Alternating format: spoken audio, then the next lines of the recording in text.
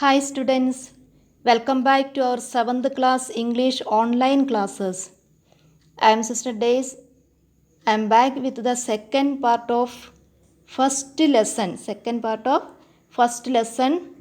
Darwin Diaries. Now I am continue with this. In first part we had studied a brief explanation about Charles Darwin.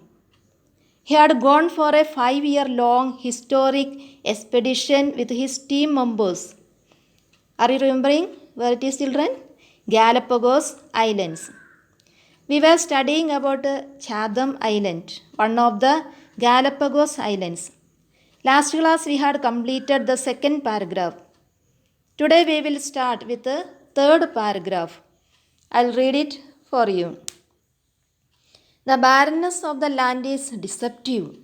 The sea around Chatham Island is swarming with fish, sharks, and turtles. The crew have been enjoying themselves fishing. He tells us that the barrenness of the land is deceptive.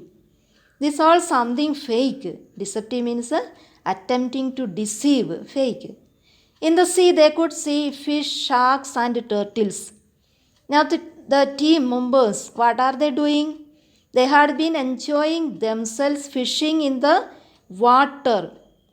See, the birds are unaccustomed to human company here. They hop up very close, ignoring the pebbles that are being thrown at them. It is even possible to prod or catch them. Now he is telling about the birds. The name of the bird found here was, what is it? Can you see this here? Albatross. These are the birds. These birds are not scared of human beings. Even we could touch them, we could prod or catch them. Here prod means poke with the finger. They were ignoring the pebbles that are being thrown at them because they were unaccustomed. They were not habituated with the human company. They were not familiar with the human beings. So easily we could catch them. Now we will move to the fourth paragraph.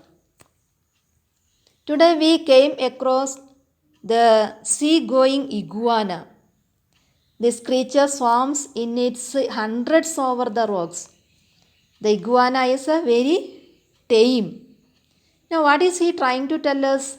After the birds, he came across the iguanas. Iguanas, sea-going iguanas. Can you see, children, iguanas picture?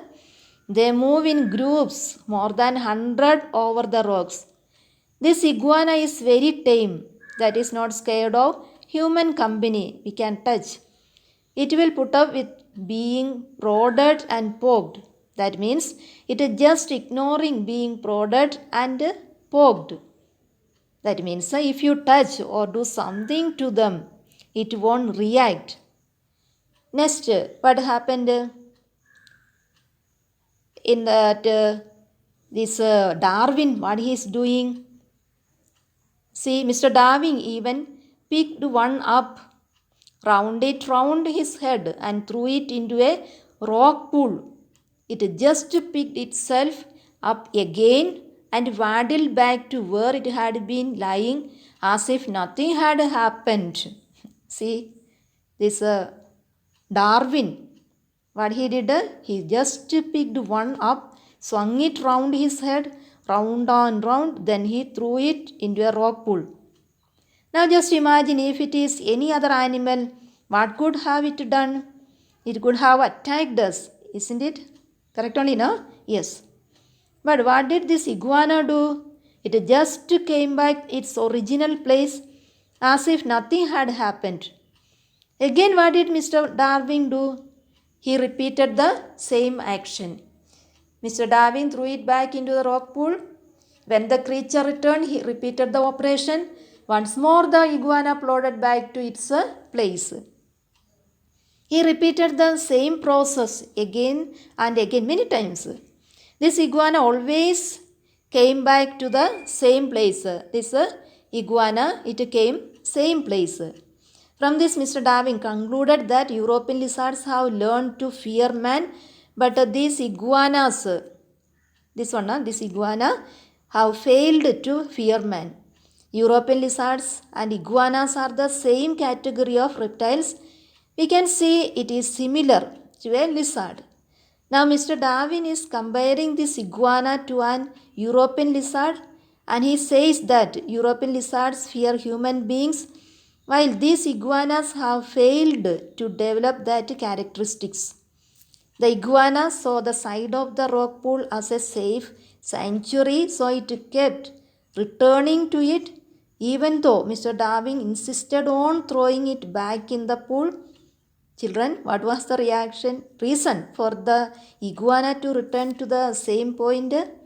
Because it finds that place of the rock pool is the safe corner.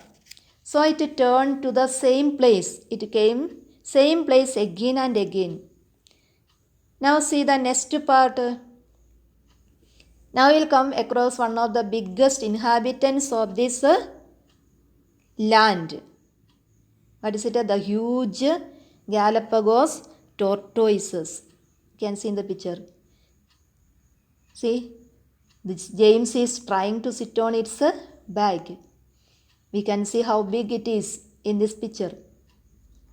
Next line, see, in that we had been trudging through the weedy vegetation when we came across a kind of path between the cinders and the cacti. He says that they all tired of walking in that weedy vegetation. Then they found a kind of path in one side cinders and other side. What is that?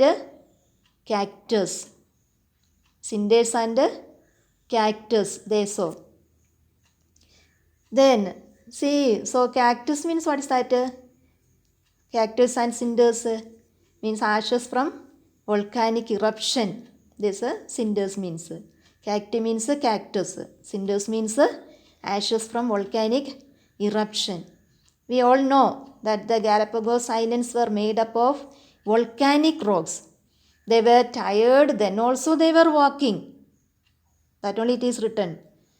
They were walking, they tired, again they were walking. Last, turning up from one of these paths, finally they met a pair of tortoises, like this, two tortoises, face to face. They must have weighed at least 200 pounds. Now, what is this narrator, this little boy trying to say, children? The weight of this tortoise. How much it is? 200 pounds. Now you can think how big these tortoises will be in these islands. Now children, did you understand the second part of this lesson? I hope you understood all the meanings and explanations. For your homework, I will show you some words and their meanings. Okay? First one, prod, poke with a finger, foot or a pointed object. Operation, the process. Third word, plodded. Plodded, walked slowly with a lot of effort.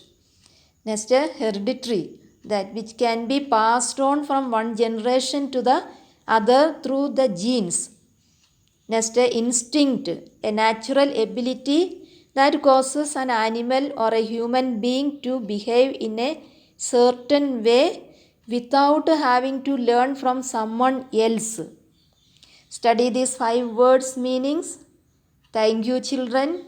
We will meet again in the next class.